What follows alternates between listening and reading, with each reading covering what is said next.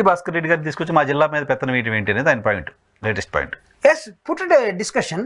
ఇప్పుడు నీకు పార్టీ యంత్రాంగం ఉందండి, పార్టీ నిర్మాణం ఉంది, ఎమ్మెల్యేలు ఓడిపోయిన వాళ్ళు, మాజీ మంత్రులు, ఇప్పుడు మేమంతా ఓడిపోయినాం కాబట్టి మాజీలు అనుకుందాం, అందరి దగ్గర కూర్చోబెట్టి మాట్లాడండి.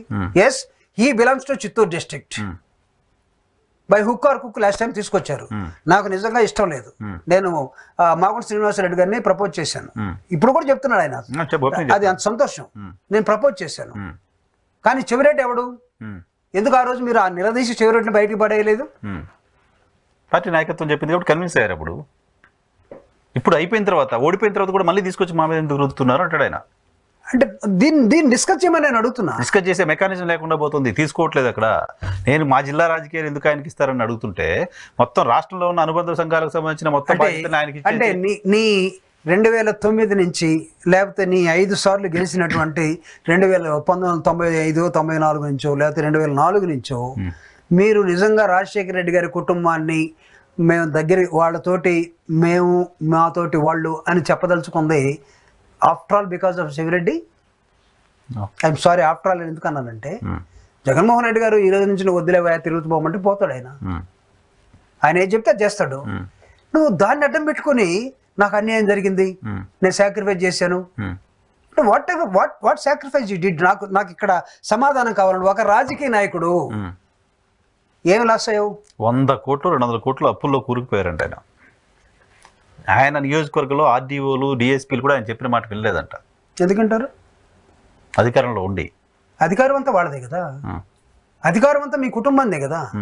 మిగతా వాళ్ళందరూ ఏం భావిస్తున్నారంటే, అసలు మాకు దిక్కే లేదు, మా మాట వినేవాడు లేడు, మొత్తం అక్కడి నుంచే రావాలి, అక్కడి నుంచే లెటర్ రావాలి, అక్కడి నుంచే ఫోన్ రావాలని మిగతా జనం అంతా రెస్ట్ ఆఫ్ ది పీపుల్ భావిస్తూ ఉంటే, అసలు మా మాట వినేవాడు లేడని నీకు నీ బావకున్నటువంటి రిలేషన్ చెడిపోయిన తర్వాత ఒక డిఎస్పీ వచ్చి చేరితే, ఆ డిఎస్పీని బయటకు పంపించేదాకా మీరు ఊరుకోవద్దు. అది మీ ఇద్దరి మధ్య ఉన్న డ్రిఫ్ట్.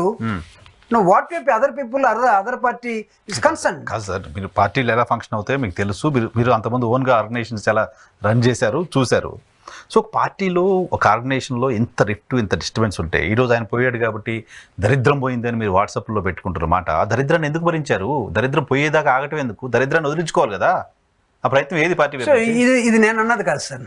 అంటే నిన్న ఒక ప్రెస్ మీట్ లో ఒక మన విలేకరు మిత్రుడు జగన్మోహన్ రెడ్డి గారిని ఆఫ్టర్ ప్రెస్ మీట్ ఇప్పుడు question, what was his answer? Just మీ దగ్గర ఉంటే వేసేయండి దాన్ని, నా ఇంటర్వ్యూలో కూడా మీరు పెట్టండి. ఏం చెప్పాడు? పోనీ అన్న ఏమైతుంది, కొత్త వాళ్ళు వస్తారు. ఏ భాషలో మాట్లాడాడు? పక్క రాయలసీమ భాషలో మాట్లాడాడు. అంటే దాని అర్థం ఏంటి? దాని అర్థం ఏంటి అసలు చెప్పండి?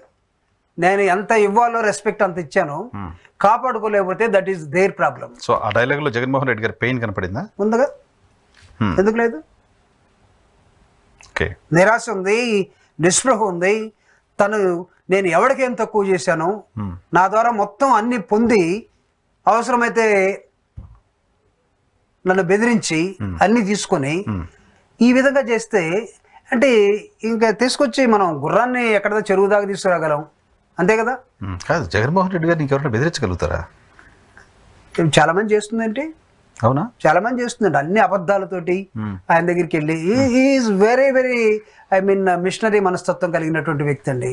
నిజంగా నేను చెప్తున్నాను కదా, ఆయనకి పెద్దగా అంటే పాలిటిక్స్ అంటే నేను పాలిటిక్స్ అంటాను కానీ, క్రికెట్ పాలిటిక్స్ ఆడాలని, క్రూయలుగా ఉండాలి కానీ అసలు జగన్మోహన్ రెడ్డి అనుకోడు. ఒకవేళ అది పొరపాటున ఎవడన్నా వాళ్ళ మనసులో ఉంటే తీసేయమని నేను కోరుతున్నా. So such a wonderful personality.